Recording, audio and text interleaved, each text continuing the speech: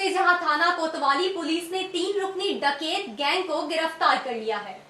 मुल्जिमान से नकदी, 6 motorcycles, mobile phones और नाजायज असला बरामद करके मुकदमा दर्ज कर लिया गया है। इसी पर देखते हैं रहमान यूसुफ की रिपोर्ट।